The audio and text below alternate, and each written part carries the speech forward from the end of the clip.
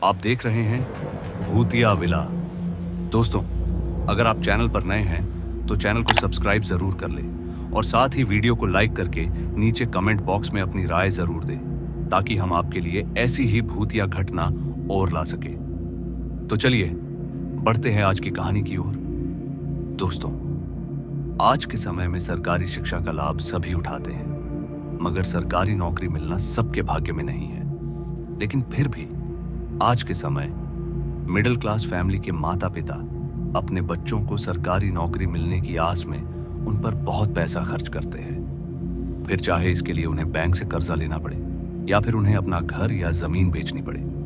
और ऐसी ही एक गरीब घर की कहानी आज आप सुनने वाले हैं। तो चलिए शुरू करते हैं। यह घटना है आज से तकरीबन 4 साल पहले की, जहां हमारे गांव में एक अनीता नाम की लड़की रहती थी और वह शुरू से ही सरकारी नौकरी करना चाहती थी, पर उसकी पढ़ाई के लिए उसकी फैमिली के पास उतने पैसे नहीं थे जिससे कि वह शहर जाकर अपनी तैयारी जारी रख सके।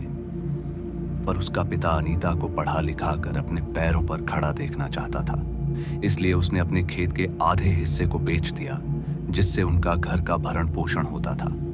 और अनीता के पिता एक फैक्ट्री में मजदूर का काम करने लग गए और अनीता खेत के बेचने पर जो पैसे मिले उनको लेकर शहर में अपनी पढ़ाई पूरी करने के लिए आ गई।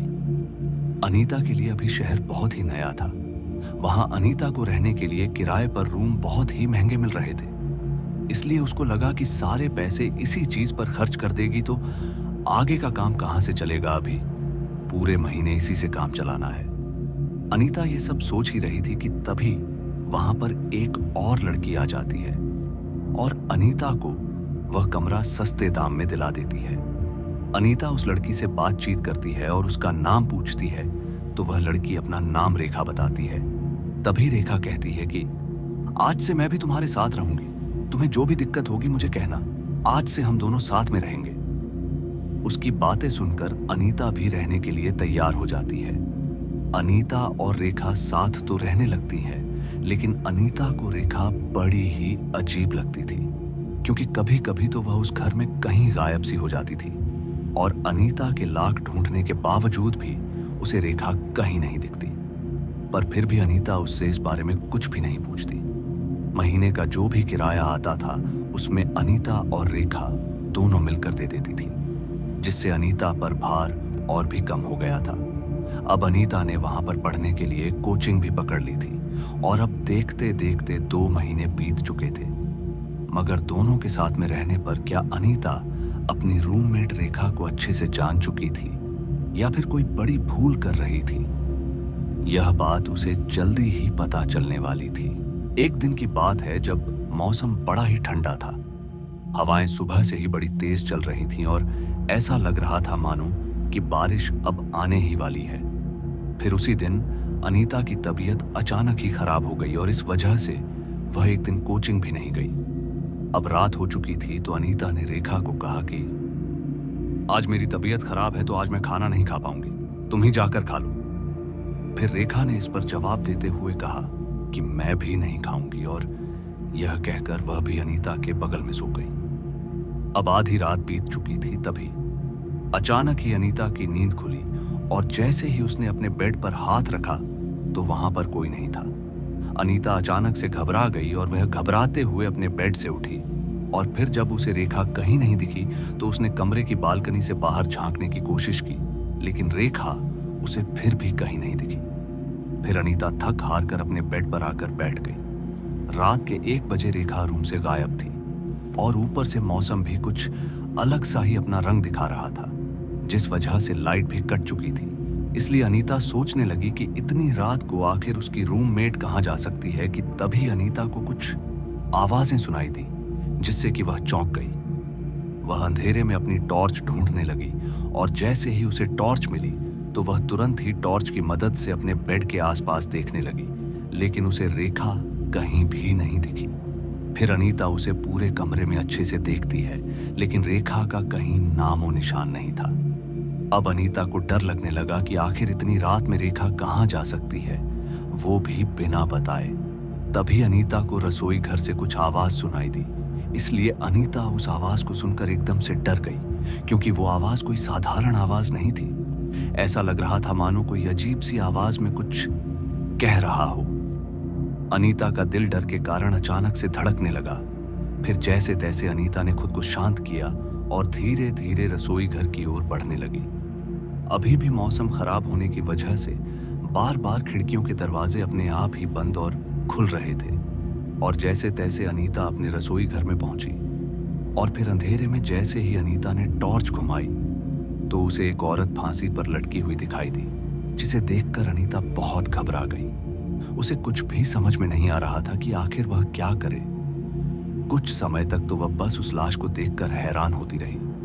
ऐसा लग रहा था मानो उस लाश को देखने के बाद अनीता कुछ समय के लिए मूर्ति के समान बन चुकी थी।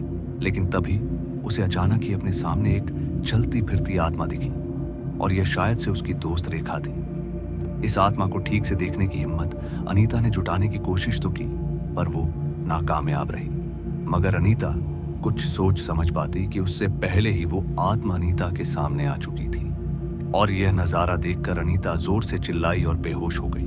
फिर जब सुबह हुई तो किराए पर रहने वाले कुछ लोगों को आवाज सुनाई दी, जिससे उन्हें शक हुआ और उन्होंने अनीता के कमरे में जाकर देखा तो अनीता बेहोश पड़ी थी। तभी वो लोग अनीता को बाहर ले आए और उन्होंने अनीता के घर वालों को यह सूचना दे दी। मगर तब तक अनीता को अस्पताल में भर्ती करा दिया गया। पूरे 7 घंटे हो चुके थे, पर अनीता अभी तक बेहोश थी। खैर, अब अनीता के परिवार वाले भी आ चुके थे। उन्होंने अनीता को जगाने की कोशिश भी की, पर वो होश में ही नहीं आ रही थी।